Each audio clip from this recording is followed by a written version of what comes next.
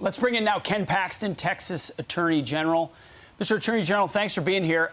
We've been trying to get a plan, or maybe the plan is no plan, that's been the plan so far, out of the White House for what happens after Title 42. What's Texas's plan when the floodgates open for illegals?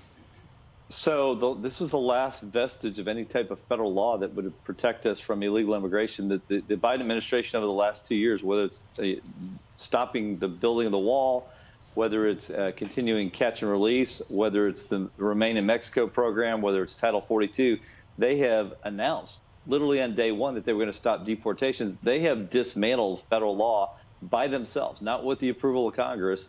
And so it's very important that we just got this victory and Remain in Mexico. This is our best hope of protecting the people of Texas and the people of this country from illegal immigration and the consequences that Bill Melugin just talked about.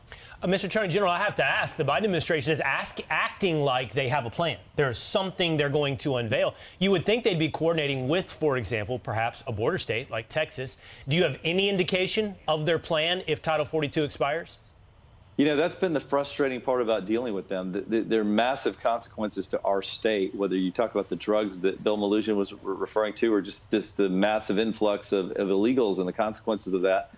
We've never been given information about a plan, and I don't suspect we're going to get one this time. And I'm very suspicious of any so-called plan that they have not shared with the border states. Obviously, it affects us on a daily basis with 5,000, 6,000, 7,000 people a day crossing the border.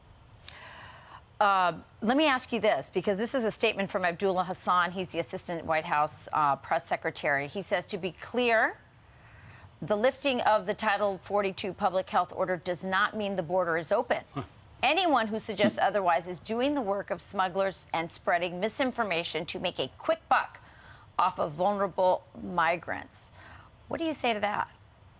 I just say, look at the facts. I mean, we've had over 2 million people cross the border the last fiscal year. We've had, since the Biden administration took over the presidency, over a 300% increase in illegal immigration.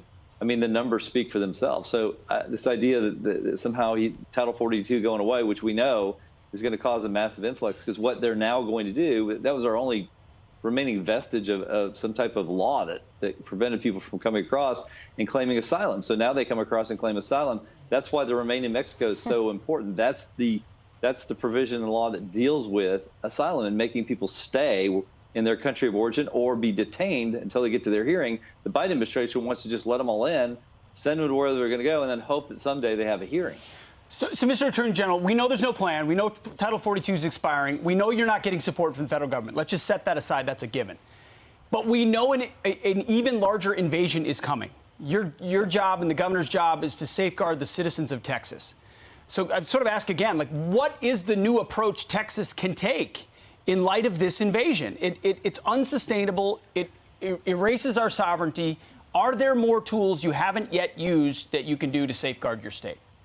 So we've got the legal means that I just talked about. We are arresting people that are crossing illegally that we can arrest for state law violations.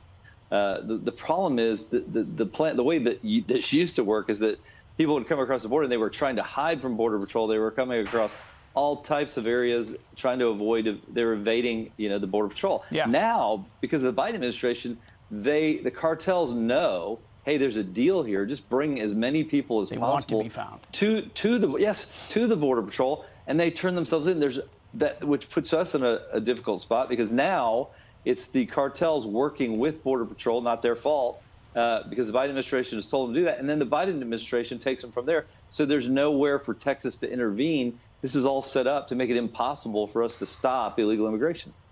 Attorney General, I have a question for you. I was down in Texas not too long ago, and one of a local journalist there said the real story is the NGOs. The real story is the money going there, the shoddy way they're hiring people within the NGOs to vet people.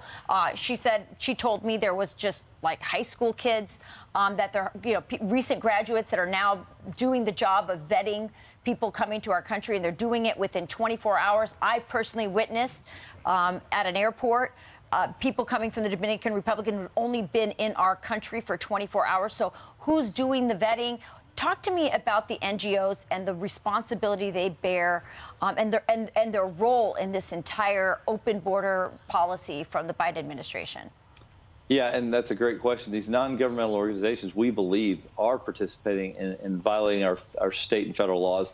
And we're actually starting to look at that. We've already had an investigation, believe it or not, of our Texas State Bar Foundation that we believe are participating in helping people come here illegally and not doing it the right ways. And so we started that investigation several months ago. We just stepped that up, and we're looking for information about other non-governmental organizations that are doing just the same. So this is just the beginning. We're going to try that angle to see if there's a way that we can at least inhibit some of these non-government entities from doing illegal work for the federal government or for whoever. So, Mr. Attorney General, I'd love to ask you one follow-up to Pete's question about the tools at your disposal. And I want to say, I think I speak for all of us when we really appreciate you coming on and answering these questions. And I think we're all on the same side of hoping to solve what seems to be an impossible, or maybe not impossible, an unwilling issue of the federal government to solve.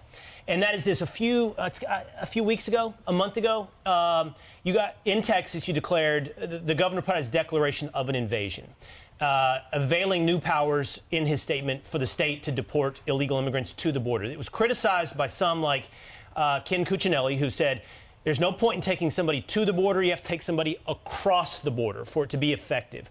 What I would love to ask you today is, A, your response to that, and B, have you seen any appreciable effect after you declared that invasion in helping this crisis? Yeah, and it goes back to the challenge that I talked about. Most of the people are not trying to evade Border Patrol. They're going directly to Border Patrol. Mm-hmm. So the idea of declaring an invasion it's a fact. I mean, it is an invasion, and it should give us the authority to do more. We have two challenges. One, the fact that they're bringing people to the border, but they're bringing them to Border Patrol, which takes us out of the equation. Mm-hmm. And second, we still have this Supreme Court decision, Arizona v. U.S., that was decided under the Obama administration that said the federal government had complete control over the border. We need to challenge that. And so we're looking for angles where one of our state government officials, whether it's the legislature, whether it's the governor, violates that. We get sued, and then we can take it back up and say, hey, that decision can't be right. It cannot be right that the federal government can have its own laws, avoid enforcing them, and then say that the states can't protect themselves by availing themselves of those same laws. That doesn't make any sense, because otherwise the federal government just passes laws and there's really no consequence other than to say now the states can't protect themselves. That cannot be the right outcome. So actively looking for that constitutional challenge. Mm-hmm. Yep. All right. Attorney General of Texas, Ken Paxton, thank you very much for coming on, sir. We appreciate it. Thank you. Merry Christmas. Merry Christmas to you. I'm Steve Doocy. I'm Brian Kilmeade. And I'm Ainsley Earhart. And click here to subscribe to the Fox News YouTube page to catch our hottest interviews and most compelling analysis.